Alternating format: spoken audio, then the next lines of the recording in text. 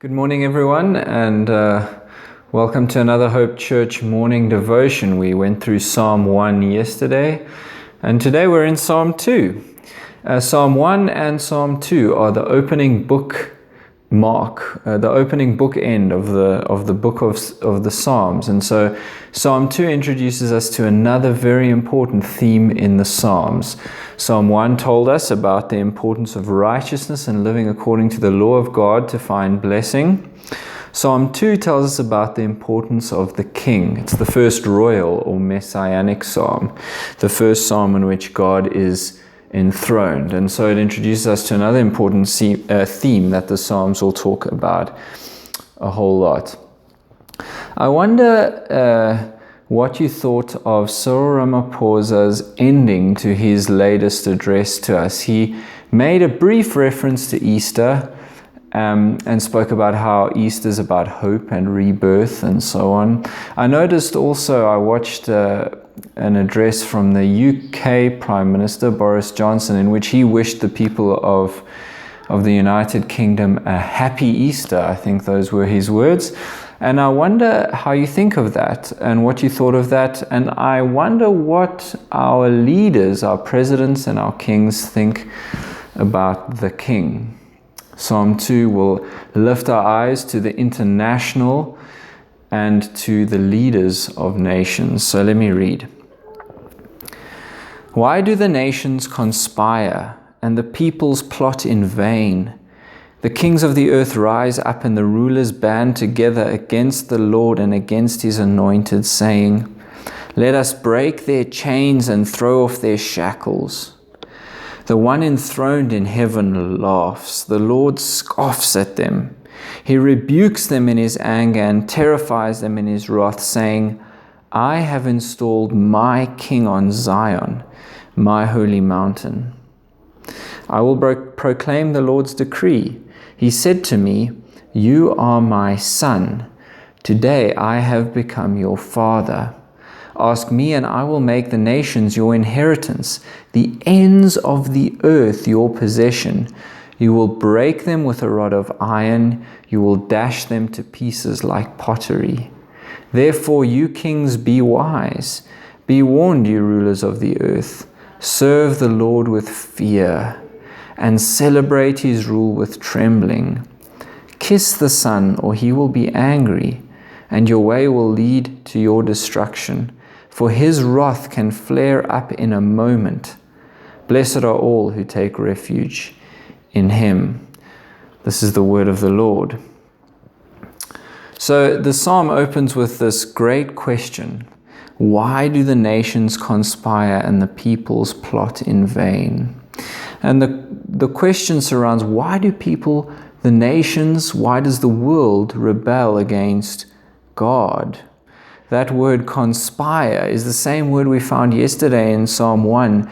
Meditate. In Psalm 1 it comes in verse 2 to speak of those who meditate on the law day and night. Here the nations don't meditate on the law. Instead they meditate on how to throw off the shackles of the Lord's anointed, to stand against God in rebellion. That's their meditation. But look at God's response to this, verse 4 to 6. God laughs. He thinks it's pathetic and small. He doesn't lose sleep about it. He is not concerned. He is enthroned in heaven, and he laughs. He laughs because he has put the means of his power, the agent of his power, is installed on Zion, verse 6. He has installed a king. And this king speaks in verse 7. He says that this king in verse 7 proclaims the Lord's decree, the decree of sonship, verse 7. He is the Lord's son, that is to say, he is the Lord's king, the one that God has put in charge of the world. He says, as he proclaims the Lord's decree, that God has given the nations to him, the ends of the earth, that he can smash them with a rod of iron and dash them to pieces like pottery. Such is the power of God's king, the one God has enthroned in Zion. And so the psalm addresses the kings very directly in verses 10 to 12. It says, "Be wise, kings, be warned. I can laugh at you.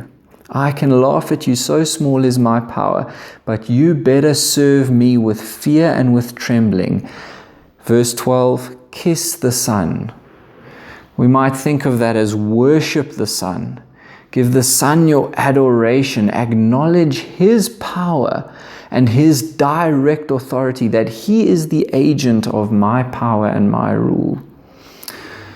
Or He will be angry, and your way, remember the way from yesterday? Your way will lead to your destruction, for His wrath can flare up in a moment. Blessed are all who take refuge in Him. So here are two great things for us to reflect on. Number one, God has a king. The New Testament identifies this Son of God, this King, as Jesus. And He has all power. There is nothing in this world that is beyond Him, or above Him, or beneath Him. Everything is His. He's the King of all. The loving King Jesus, who died for you and me, is the King of everything. Wonderful. The one enthroned in heaven has anointed Him, the King, has installed Him in Zion. The second thing to reflect on is that our leaders stand way beneath His authority and way beneath His power. They are subject to His will. They may not know it. They may not kiss the Son, but they are far underneath the authority and power of our King.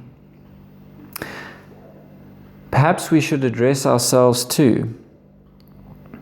We are not kings, but still we are those who must be found, verse 12, kissing the Son, verse 10, wise, verse 11, celebrating His rule with trembling, That's all I have for you today. Take care. Till tomorrow.